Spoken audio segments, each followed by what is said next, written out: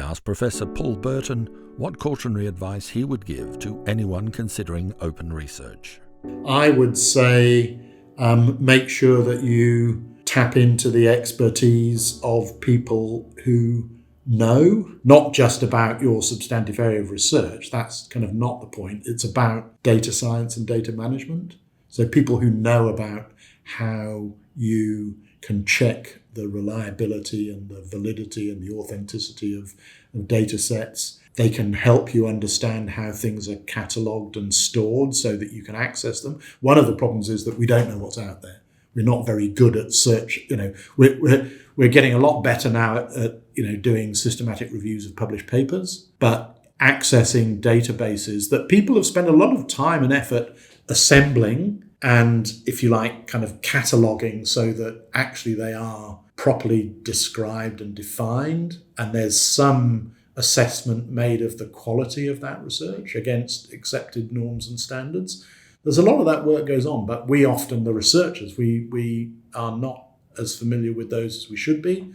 So we kind of ignore it and just, as I say, jump straight into, I've got to do a survey of my own. And, I'd say, when you've expended a lot of time and effort designing and carrying out a survey and struggling with poor response rates, and then you go, if somebody else has done it and it's close enough, I'll go for it. But it takes you a while. You've got to learn some of those painful lessons till you've done it yourself before you're fully attuned to those opportunities. My experience has been that, at Griffith and elsewhere, that the people in the kind of library settings, they're skilled and professional at data science and data management. They're an incredibly valuable resource.